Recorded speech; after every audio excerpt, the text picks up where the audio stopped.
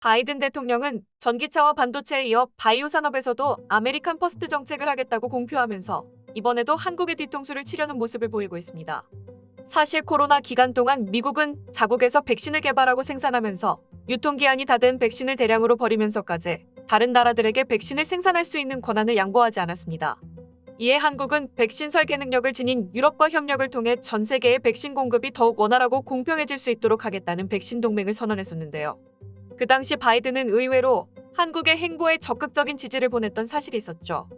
바이든의 지지를 받은 국내 제약 바이오 기업들은 어마어마한 금액을 투자하며 향후 4년 안에 한국을 백신 바이오 강국으로 만들겠다는 계획을 가지고 한국 특유의 빠른 추진력을 바탕으로 일사천리로 진행되고 있었습니다.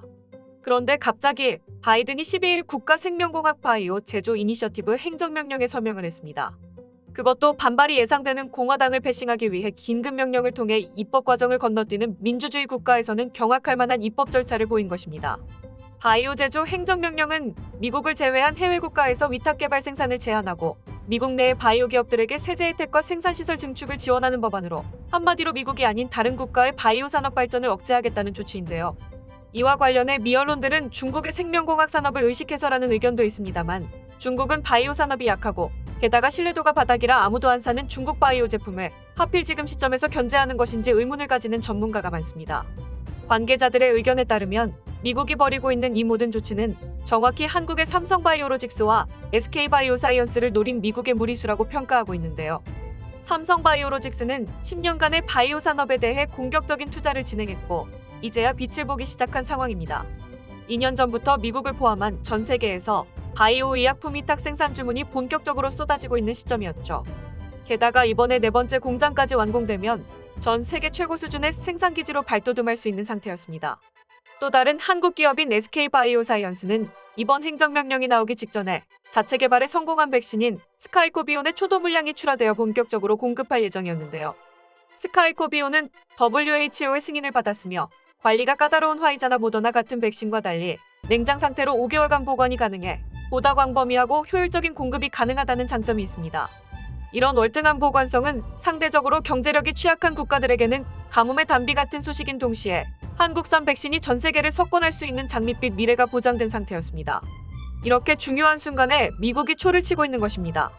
바이든 행정부는 전기차와 반도체에 이어서 한국의 저력으로 바이오 산업에서 괄목할 만한 성과를 거두려는 전환점에서 밥그릇을 걷어차려는 조치를 취하고 있습니다.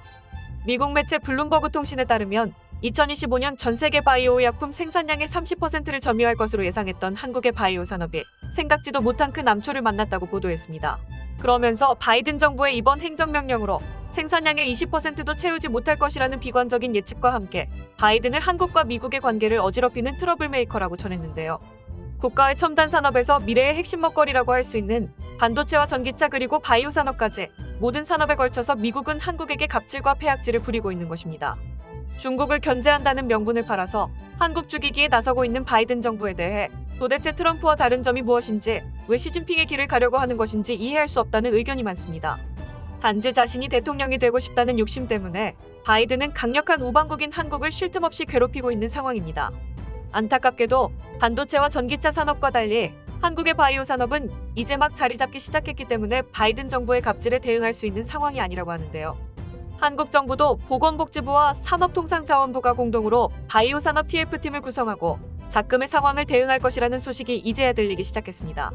영원한 아군도 영원한 적군도 없다지만 이렇게 대놓고 양아치 짓을 하는 바이든 정부의 태도에 참을 수 없는 분노를 느낍니다. 일각에서는 한국의 핵심 산업들이 차례대로 미국의 철퇴를 맞는 과정을 보고 한국만 지키는 한미 FTA가 유지될 필요가 있는지 의문을 가지고 있는데요. 이번 기회에 한국도 강력한 보호무역주의를 펼쳐야 된다는 것이 그들의 주장입니다. 지금의 상황에서 이들의 주장은 결코 허무맹랑한 의견만은 아닌 것임을 한국 정부도 똑똑히 알아야 할 것입니다. 자칫 잘못하면 한국은 미래 먹거리 산업 개발에서 뒤처질 수 있는 상황이라는 것을 인지하고 적극적으로 대응해야 합니다. 오늘 준비한 소식은 여기까지입니다. 시청해주셔서 감사합니다.